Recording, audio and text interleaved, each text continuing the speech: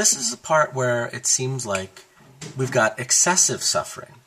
And furthermore, there might even be some instances of suffering that aren't even possible soul builders.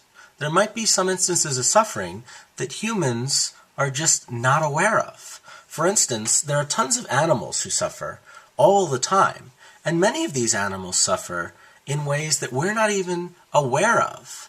Many of these animals might suffer and die, where humans never come upon them to figure out that they did this. Presumably, there were animals living millions of years before humans were even around. And presumably, some of them died tragically and horrifically before we ever had a chance to even come to know that that animal suffered horrifically.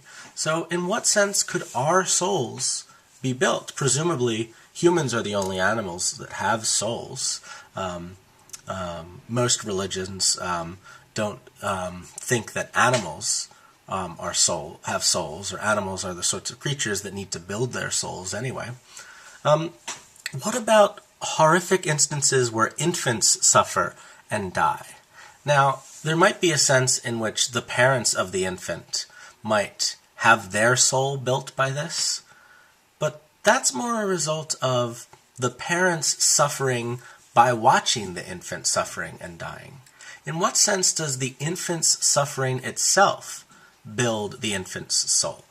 Part of this story is that integral to the notion of becoming a better person is that you experience suffering personally for yourself.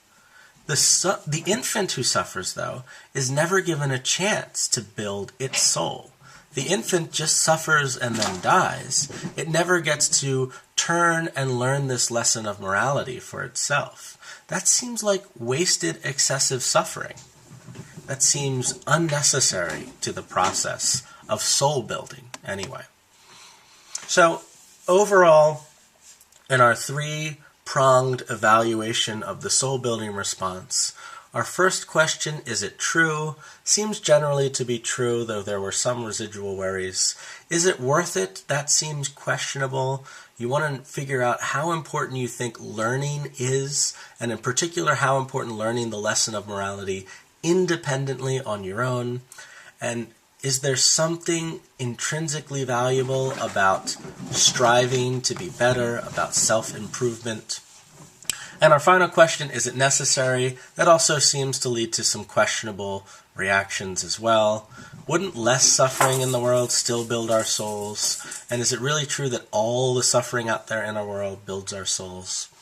Well, this is the end of our discussion of the problem of suffering. I want you to think to yourself, what do you think?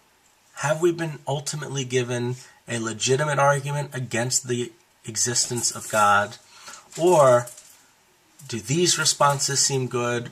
Or are there maybe other responses that we haven't discussed right here that might be plausible to explain all the suffering out there? All right, I'll see you. We've got one last set of lectures left. Have a good one.